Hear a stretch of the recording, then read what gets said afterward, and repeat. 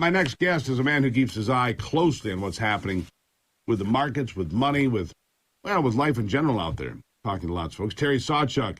He created Sawchuk Wealth a number of years ago. He joins me now. Terry, good to have you back.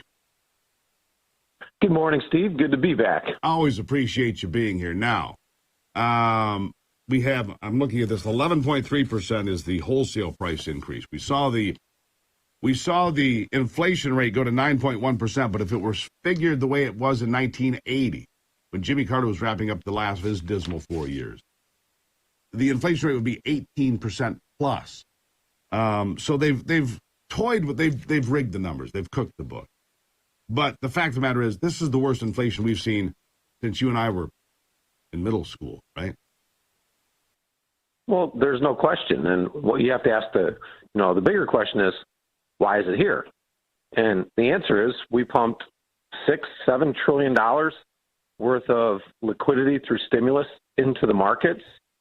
And we gave a bunch of people that probably didn't need the money, a lot of money, and they drove asset prices up. And now you're dealing with the aftermath of unnecessary, in a lot of cases, and fraudulent in some other cases, stimulus that has put people at the lower end of the socioeconomic scale in jeopardy because everything that they have to spend money on has gone up by a lot.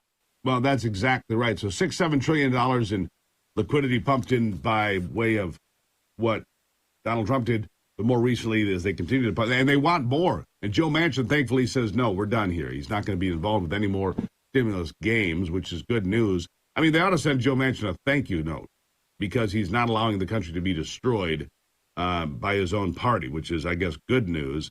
But it's also terrible energy policy. Let's be honest, Terry, this all began with terrible energy policy. It's been a war on American energy from the first 5 minutes they were in the Oval Office. True, right? They telegraphed it. They said, this is what we're going to do, right? When someone tells you what they're going to do, you should believe them. In this case, they said they were going to shut down the oil energy industry, and they're going to have us all using electric everything by 2030. And you and I have talked about this ad nauseum. It's not possible.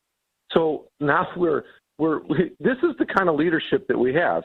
We're in a position that everyone knew was inevitable if they stuck to their guns, and they stuck to their guns for political gain, not for what's better for America, but what they thought would get them, what they thought would get a corpse into the office.